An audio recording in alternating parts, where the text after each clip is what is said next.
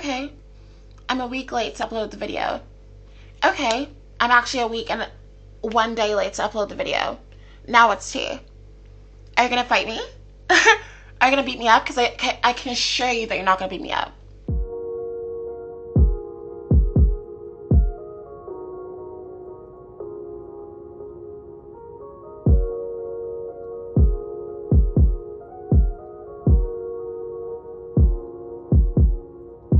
Anyway, we're back with another video by yours truly. As you can see, I've lost my voice, and the reason for this is because of the ball that I went to yesterday.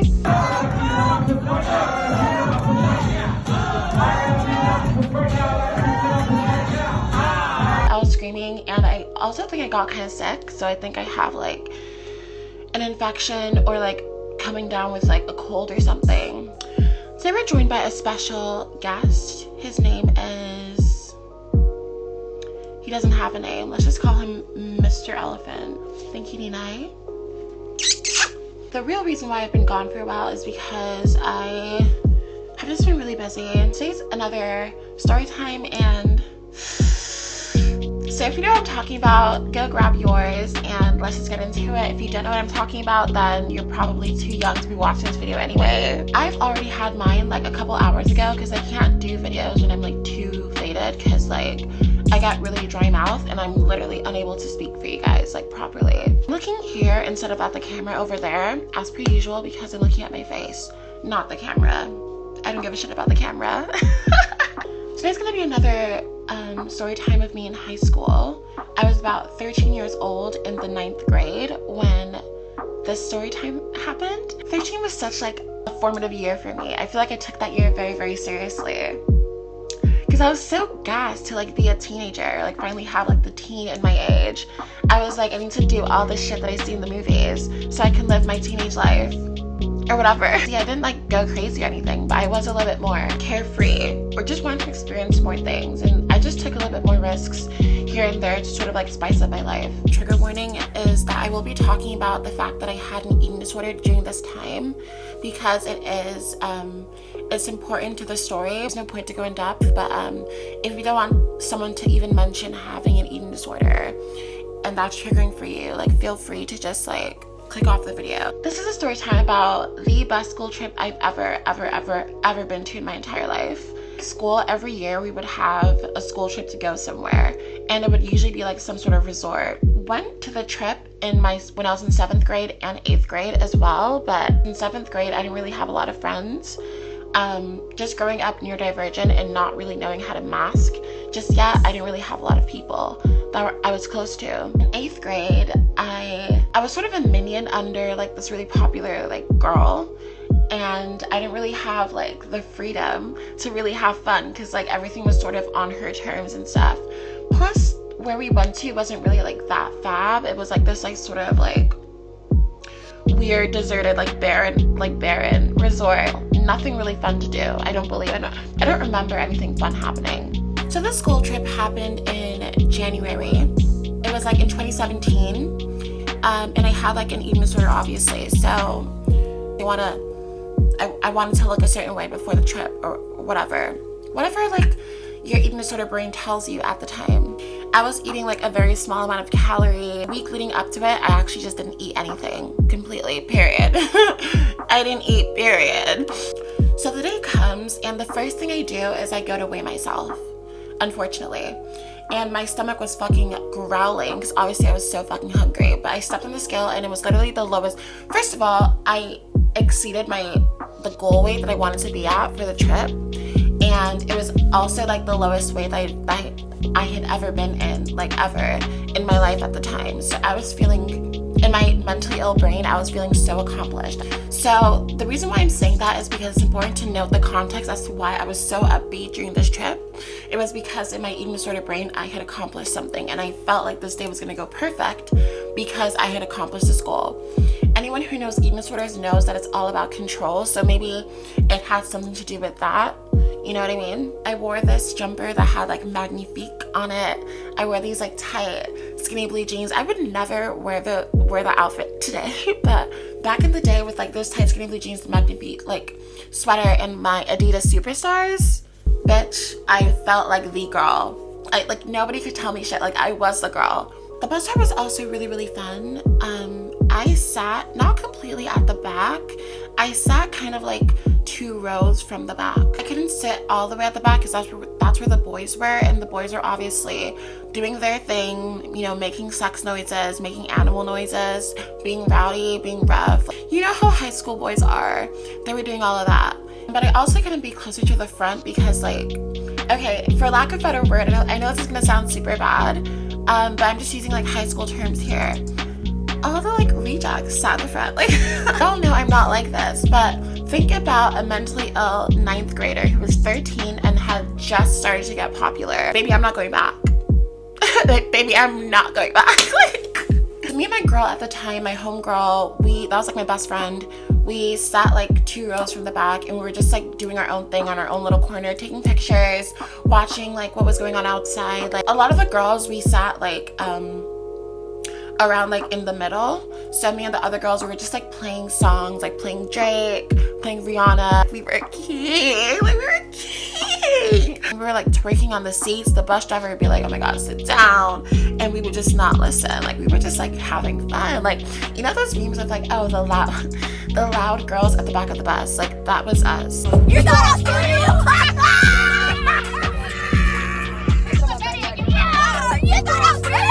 So what was really like special about this trip was, for some reason, all the boys that used to bully me just did not care. We were just all keen with each other. I sort of had a break from being this like gay like teenager to being like, I don't know, just like a normal teenager, like an everyday teenager. Like I felt like I was actually part of like a group and part of something. So when we got off, finally, after the bus ride, so we were gonna get put into our groups for who's gonna be our roommate. It was obviously like boys with boys and girls with girls, and I literally begged the supervisor. I was like, please let me be with my homegirl, let me be with my best friend, let me be with my girl. And she was like begging her with me, or was it him? They eventually signed me a room with a boy, but I didn't really care that much because I wasn't gonna spend that much time in a room anyway. Like I was gonna be with my girls. When we got in, the first thing that we did was change into our swimming trunks and our swimsuits, right? Because we were like, we're gonna go to the pool. I obviously lost a bunch of weight at the time, and I was like bony skinny. I was getting a lot of positive comments about my body, which unfortunately, yes, did fuel my mentally ill brain, and I was feeling really, really good. So here is the part that we got in our swimming trunks, and we just like stayed in the hotel room a little bit. We're just like talking about whatever, just kind of wasting time. Like it takes the girls a little bit to get ready. I was obviously gonna wait with my girls before I went downstairs. The boys were already there, and they were already sitting down talking to each other. So this boy, we're just gonna call him Light Bulb, not for any particular reason, but just because the name I'm actually thinking of, like if I say it out loud, people will definitely know who I'm talking about. All the girls, he sort of like flirt with him or whatever, because we just all thought he was a cutie pie. So I go in and I go sit in between his lap. Mind you, again, these are boys that used to bully the fuck out of me, like bitch, like, and I was just like, I'm sitting in this boy's lap right now, and he's like welcoming to it. He even opened his legs. Bitch opened his legs more so I could like, you know, go a bit more to the back. We're doing this right in front of like all his boys, like again, people that used to bully me, like, and they were not saying anything. Like nobody gave a shit. Like no one cared. That's what I loved about this trip. Like nobody cared. Like I could just be like a girl. Like I could just be one of like the people. I could just be a teenager. And I was like being a little bit more, you know, frisky, you know, rubbing up on it a little bit. It was getting steamy, the swimming pool, this thing. But yeah, we talked for like a little bit just about whatever, and then we just like got out, we played volleyball. Whilst they were playing pool volleyball, like I was actually on Lightbulb's back whilst he was playing, so you know, no shit, I felt my femme queen. Baby femme queen, no shade.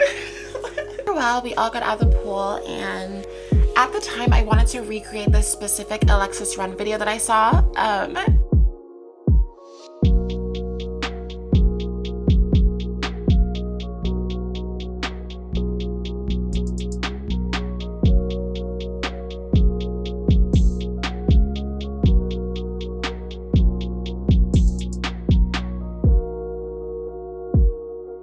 like along like the water or like the beach or whatever. I asked light bulb to film me, and then as the teacher was coming, like someone was like, oh my god, the teacher's coming, and then we all just like bolted it, like we just sprinted. Like luckily someone's room was close by, but we just sprinted. I didn't even know where I was going, like I was just running. But we got back inside, we chilled for a bit. I put on a jacket and we were just like playing music and dancing. We played like Party in the USA. We were like twerking on the table and on the chair and on the balcony, bitch. We were peeing it down. We were just living.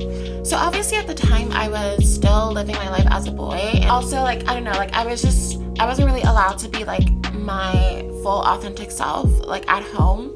And my girls knew this, so they knew that I was gonna want a cuter outfit than the one I came in with. I brought a change of pants, I brought these shorts, but someone else gave me like a sports bra and someone else gave me like a really cute shirt. Bitch, that shirt with the sports bra with the shorts and my Adidas Superstars, bitch, I looked hideous and I felt fucking fab. Bitch, we just like took pictures as the sun was setting, like cute little Tumblr. Like I felt like such like a 2016 Tumblr girl. And we just like talked for a bit and played some card games before we went downstairs for dinner. As we were walking to dinner, we were just still like sort of loitering about, taking pictures. I was taking pictures of Lightbulb. He was taking pictures of me, you know, doing a little 1-2. I bumped into another one of my friends, and she had a really cute top on, and I said that, oh my god, your top is really cute, and she was like, oh my god, we should switch tops. And we literally just did. She had this really cute like red crop top that said, life isn't perfect but your outfit can be. And I think she carried with that. Mind you, actually, at this point I had still not eaten anything. I was planning to go the whole trip like empty stomached, which was like a stupid idea. My friend eventually convinced me to have dinner, and I was like, I'm gonna have dinner. Like, you know what? It's a chill vibe. Like, you know, the voice in my head that was like disordered was like sort of quieter. So I was able to sort of just like have dinner and like not really feel anything on the spot. Anyway, keep that in mind, on the spot. So we walked in smelling like fucking salt water in Victoria's Secret. And we had dinner. So you could either choose to eat dinner like at the actual dining hall, or you could like have it outside and like have it a bit on the floor. So we chose the floor because it was more intimate, and like we just wanted to talk and have a good time while also eating dinner. We ate dinner, we took some really cute pictures again. It was just fab. Everything was so perfect. There was like really nice jazz music playing in the background. So I just felt like the night just felt really perfect. I was like, this is how I want to live my life. Okay, so this is like the kind of embarrassing part. Trigger warning, of course, eating disorder again, like vomiting, whatever. Obviously I told you guys that my friend convinced me to have dinner, so I wasn't like too private to my closer friends about my eating disorder. They all kind of knew, especially all my homegirls. Like they knew that I had an eating disorder, and they were just being really like patient with me. There was a party going on in someone's hotel room, and we all just sort of migrated from dinner to that person's room. This is when I started to feel guilty about the food that I had eaten. So I asked one of my girls to like watch over the toilet because I was gonna try and, you know, my food into the toilet. As I was doing it, I already felt like super fucking embarrassed. Like I was trying like to not make a noise, but anyone who knows how puke works, like you can hardly not make a noise. Like you're gonna make a noise, girl. Like that's just like what happens. Bitch, the bathroom smelled like puke. Y'all, like it smelled like shit. Like bitch, it was so fucking bad. This boy literally went in and he was like, oh my god, like Ella, what did you eat? Bitch, because why would he say that? I was so fucking embarrassed, y'all. I didn't even say anything. I just like sort of gave him like a little glance, like because basically after I was done, I was just feeling really spent and tired, and I was sort of like tearing up on the floor whilst my friend was trying to console me. And I sort of like gave him a little glance up like this, like, and then my friend was just like, and then she went to go talk to him and be like, oh yeah, this is what's going on, blah, blah, blah. I don't really know what she said to him, but he did eventually come to me and say, oh, I'm really sorry for saying that, by the way, like I didn't realize what was going on and everything, like I just hope you're good and stuff like that. And I was just like, let's just like forget about this. And I just wanted to just like have fun and forget this entire thing happened. So I rejoined the party after I had collected myself a little bit. So when we got back, we were just like playing some tunes still, and you know, playing like the bangers of the time, like Bryson Tiller, Giveon, Lil Yachty. Bitch, we were again just dancing, having fun, and then we all decided to play Truth or Dare. I think some of the boys were like tipsy at this point because someone had snuck alcohol in, but at the time I didn't like drink or do anything, so I didn't do it. I didn't do any of that stuff. We're gonna call this boy Alarm, because looking back in hindsight, there were a lot of alarming signs that he was actually very sexually harassive towards me. In the hallway, randomly, he'll come and like slap my ass, or he'll come slap my ass in the cafeteria. He dared me to give all the boys in the room a lap dance. So some of the boys were obviously like, nah, she can't give us a lap dance or whatever. Like, you know, they didn't want a lap dance from a little gay boy. But this boy was like low-key excited. Like, he was like living for it. When it came to his turn for me to give him his lap dance, he was like really like into it. Like, he was like telling me like, oh, do it like you mean it, like grabbing my waist, slapping my ass and shit. I'm not gonna lie, like low-key I was like really embarrassed because they weren't doing this to any of the other girls, because like I feel like in my school, because I was like a little gay boy, I feel like it was sort of expected or whatever that I would be sexually defiant, or that I would be like just automatically promiscuous. And that is the image that I put out because of the fact that that was like something that was put on me. So obviously I wanted acceptance, so I, you know, did what I had to do. So even thinking about it now, I'm just like I was so embarrassed. But I was just going with it because I was like, you know what, this is my shot at being one with the cool kids, and like the boys aren't being mean to me. I'm not gonna ruin this moment right now. Like, I'm not gonna do that. It's important to mention that we weren't actually allowed to be in other people's rooms, most especially not the girls and the boys mingling. Like, that was like a really big no. And I think a teacher came in and like caught us with each other, and they just sent everyone to their respective rooms. I got to my room, my roommate was not there. I think he slept in someone else's room, but I was kind of glad to have the room to myself because I literally just went to my bed and I crashed. The next day I woke up and I was like, I felt a hangover, but I did not drink anything. Like, I just felt a hangover from like everything that like happened last night. It just didn't feel real. My body was killing me, my stomach hurt like hell. I had like brain fog. It was fucking crazy. I literally only talked to my best friend that day, like in the morning before we left the resort. And yeah, I went home and I never spoke of that trip to my parents, obviously.